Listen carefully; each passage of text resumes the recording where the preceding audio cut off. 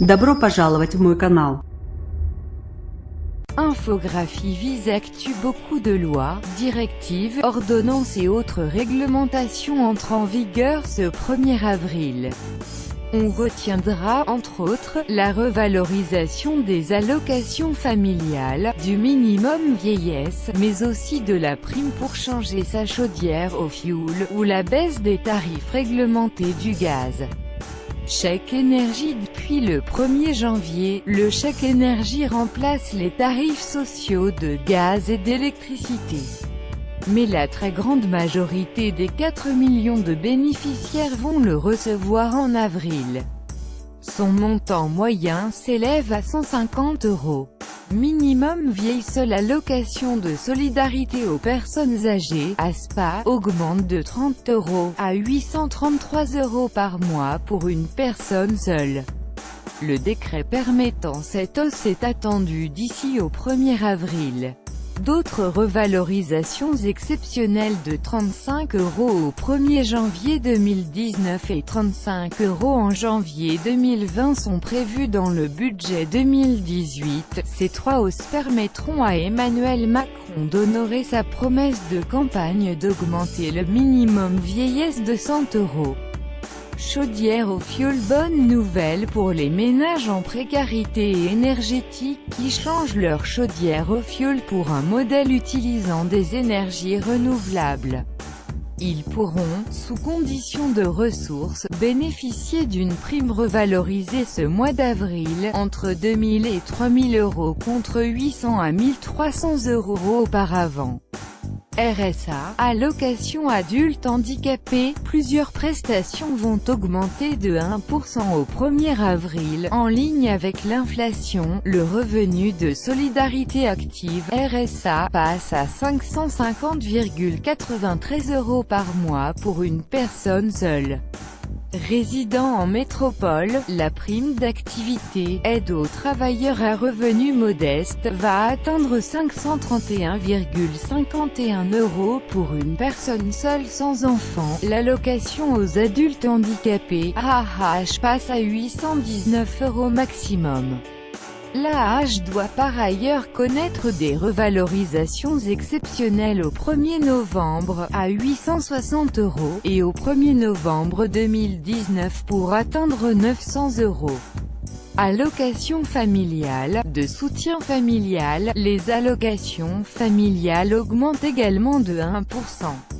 Un foyer avec 2 enfants à charge pourra ainsi toucher au maximum 131,16 € pour la tranche de revenus la plus basse, et au minimum 32,79 € revenus les plus élevés. Le complément familial augmente de 1% à 170,71 €, tandis que le montant majoré, versé aux familles nombreuses modestes, augmente de 8,2% à 256,09 € par mois. L'allocation de soutien familial, qui complète le revenu des parents isolés ne percevant pas de pension alimentaire, augmente de 5,2% à 153,70 € pour un taux plein, 115,30 € pour un taux partiel. L'allocation de base d'éducation d'enfants handicapés augmente de 1% à 131,81 €. Gazoles. Tarifs réglementés du gaz distribué par Engie vont baisser de 1,1% en moyenne le 1er avril. Dans le détail, moins 0,4% pour le gaz de cuisson, moins 0,7% pour le double usage cuisson et eau chaude et moins 1,2% pour le chauffage au gaz. Prime à la naissance, à l'adoption, la prestation d'accueil du jeune enfant, PAJE, va connaître des évolutions contrastées selon ses composantes, pour les enfants nés ou adoptés à compter du 1er avril. La prime à la naissance va augmenter de 2% par rapport à celle versée pour les enfants nés avant cette date, à 941,66 €. La prime à l'adoption va connaître la même progression à 1 883,31 €.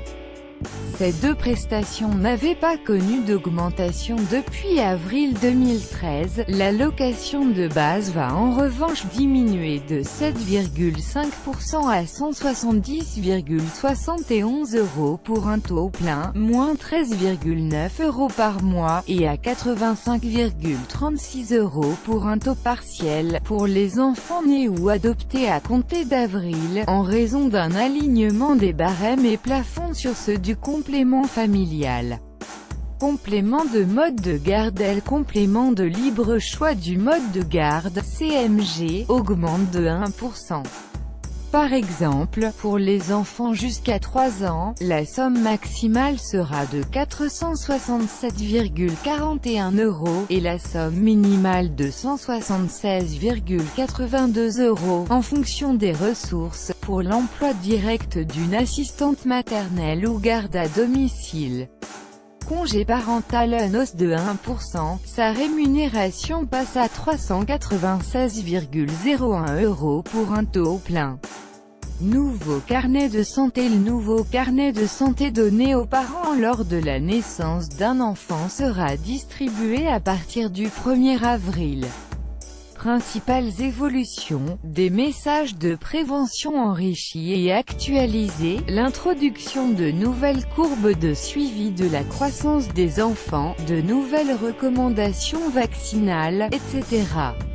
Allocation de rentrée scolaire. L'allocation de rentrée scolaire, qui sera versée en août, a été calculée et augmentera de 1% à 367,73 € pour les enfants de 6 à 10 ans, 388,02 € pour les 11 à 14 ans et 401,47 € pour les 15 à 18 ans. Contenu en ligne. Tous les Européens abonnés à un service proposant des contenus en ligne, comme Netflix, Canal ou Deezer, pourront continuer à accéder à ce contenu quand ils voyagent dans l'Union européenne. Banque et assurance. Le 1er avril marquera l'entrée en vigueur de l'ordonnance sur la dématérialisation des relations contractuelles dans le secteur financier.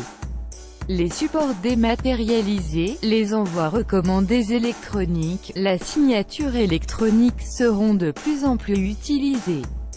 Taxe sur les GPL combustibles. La taxe intérieure sur la consommation de produits énergétiques, TICPE, jusqu'ici applicable au fioul et au gaz naturel, est étendue au butane et au propane, bouteilles de gaz et gaz livrés en citerne. Montant de la taxe, 79,56 € TTC la tonne. Trêve hivernale. Le 31 mars 2018, comme chaque année, marque la fin de la trêve hivernale. Les expulsions de locataires en situation d'impayés sont de nouveau autorisées dès ce mois d'avril. Voiture nouvelle. Système d'appel d'urgence et de géolocalisation baptisé e-call devient obligatoire dans les véhicules légers mis en circulation en Europe, et ce dès le 31 mars 2018. En cas de choc brutal, il alerte automatiquement le 112, le numéro d'urgence européen. Il transmet, via Galileo, le système de géolocalisation par satellite européen, le type et la localisation du véhicule. Il peut aussi être activé manuellement, par exemple, par une personne témoin d'un accident. Caution de logement. Le service gratuit de cautionnement d'Action Logement, baptisé Visal, est étendu. Il garantit aux bailleurs le paiement des loyers impayés pendant la durée du bail, et même au-delà s'il est prolongé. Les bénéficiaires sont les étudiants de 30 ans ou moins sans condition de ressources, les autres locataires de moins de 30 ans, salariés, fonctionnaires, chômeurs, et les salariés du secteur privé de plus de 30 ans, qui ont été embauchés depuis moins de 6 mois. Attention, le montant du loyer charges comprises ne doit pas dépasser 1 300 € par mois moins 1 500 € par mois à Paris. Vous avez aimé cet article? Partagez-le, envoyez à un ami imprimé.